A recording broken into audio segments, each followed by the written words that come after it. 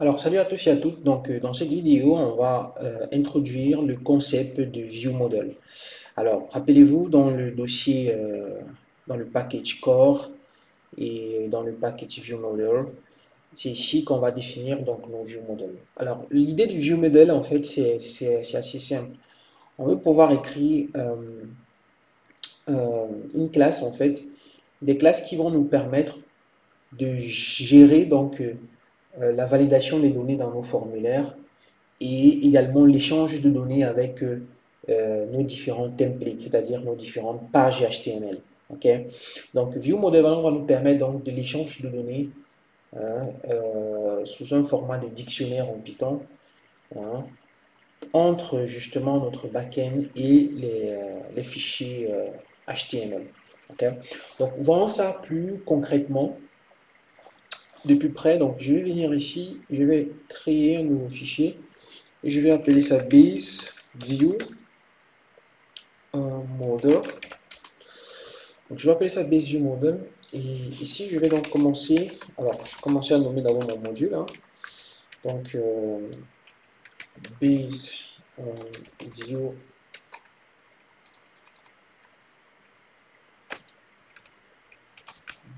model module.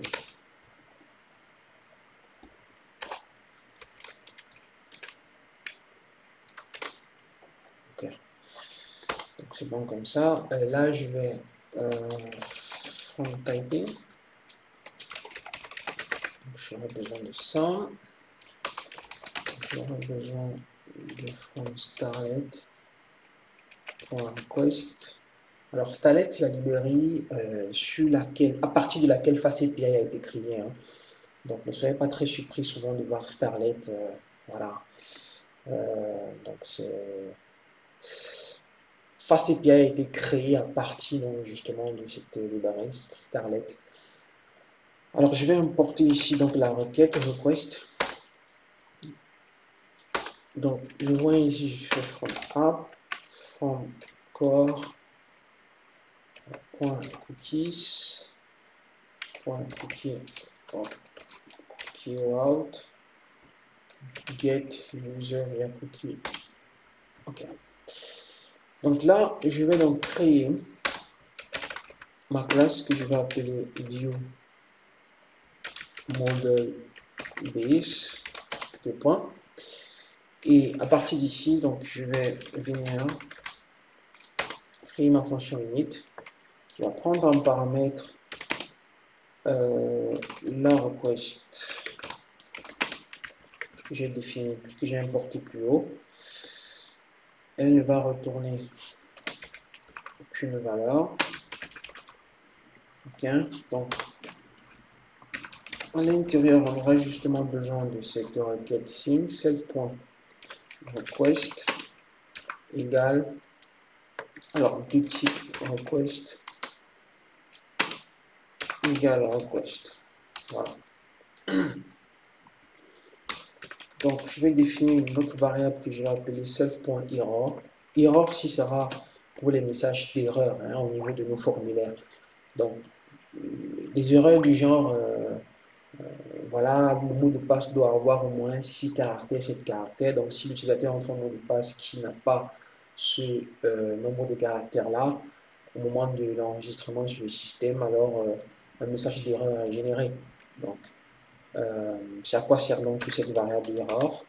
Donc, optional, donc on va mettre ici str, donc, et on va l'initialiser en none. On aura aussi besoin donc du user ID ici, self user ID. Alors, type optional int. Voilà. Rappelez-vous comment, à quoi servait notre méthode ici. Elle nous servait à récupérer donc l'idée de l'utilisateur à travers les cookies. Et après, on paramètre un objet request. Voilà. Donc, ça, c'est bon. Par la suite, ce que je vais faire, c'est que ici, je vais importer donc, je vais importer Utiliser une variable que je vais appeler isLogged-in, ok, égale à soft user ID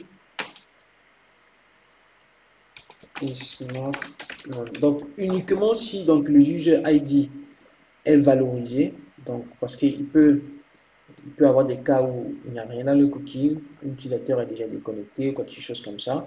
Donc, uniquement si c'est valorisé, alors on affecte donc la valeur l'id de l'utilisateur à la variable logged-in.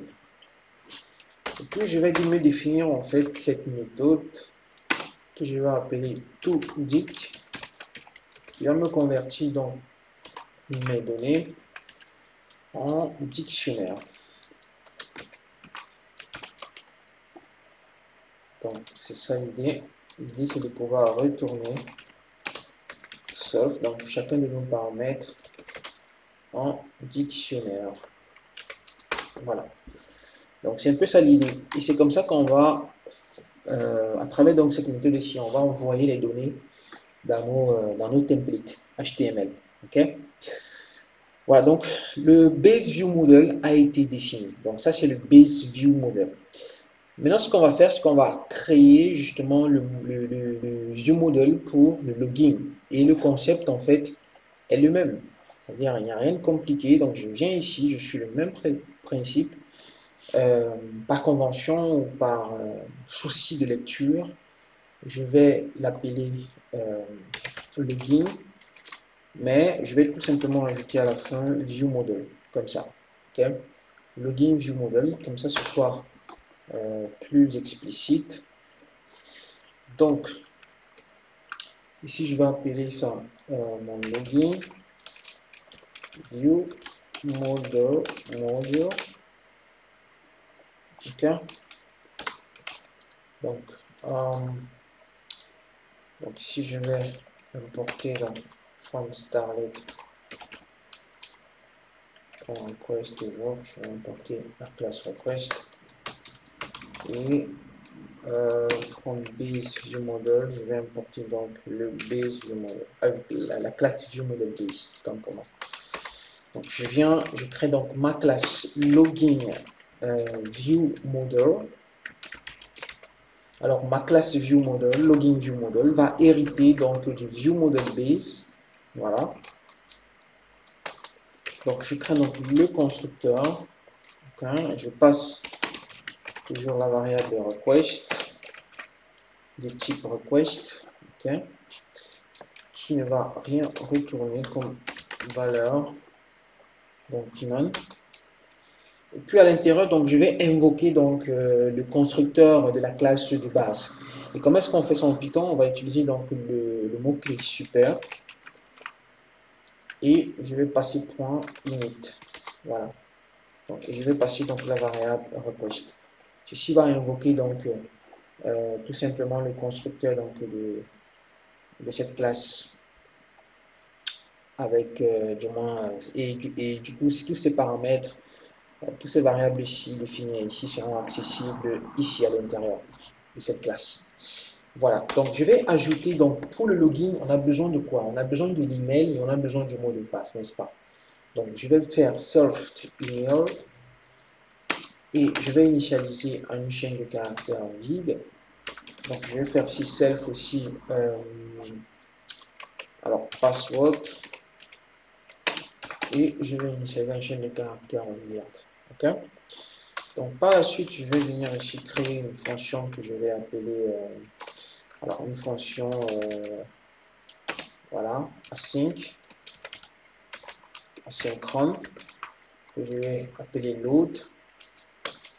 Et cette fonction, je vais donc appeler donc mon formulaire await self.request.form. Ceci va me permettre du moins d'accéder au formulaire, okay, qui est présent sur ma page de login, tout simplement. Okay? Donc, en faisant un request form, j'accède aux données du formulaire. Et à partir d'ici, donc justement, je vais essayer de récupérer l'email. Je vais essayer de récupérer l'email du formulaire. Pour ça, je fais form get. Donc ça, c'est l'email que l'utilisateur entre dans le formulaire de la page d'authentification. Donc on a là email. Et puis ici, donc je vais venir mettre par défaut, s'il n'y a rien, une chaîne de caractères vide. Et je vais ici donc de nettoyer ça. Je mets tout ça en minuscule. Et je fais également un script dessus pour retirer les espaces. Ok.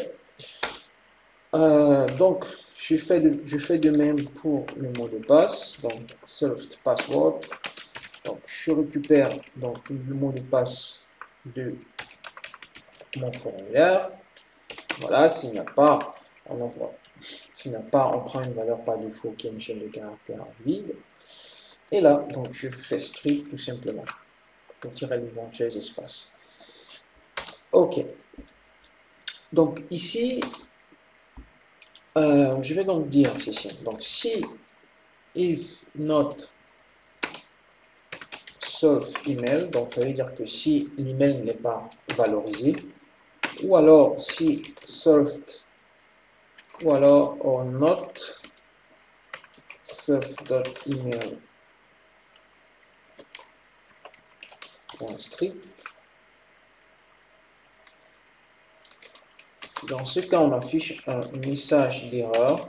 Vous voyez que là maintenant, je vais valoriser ma variable error, okay, qui a été définie dans le BusyViewModel et qui, parce que cette classe hérite donc de celle-ci, est accessible ici à l'intérieur. Donc je revalorise donc ce champ ici. Je dis you must specify an email. Ok. Voilà. Je vais venir ici dire sinon si notre self password, si le mot de passe n'est pas valorisé, alors c'est plutôt ce message d'erreur qui sera affiché, que je vais appeler you must specify a password. Voilà, donc c'est tout pour cette vidéo. On va voir l'utilisation de ce ViewModel dans la suite, dans la prochaine section où on va implémenter la fonctionnalité d'authentification de notre système. Voilà. Donc, si vous avez des questions, n'hésitez pas à les poser en commentaire. À bientôt.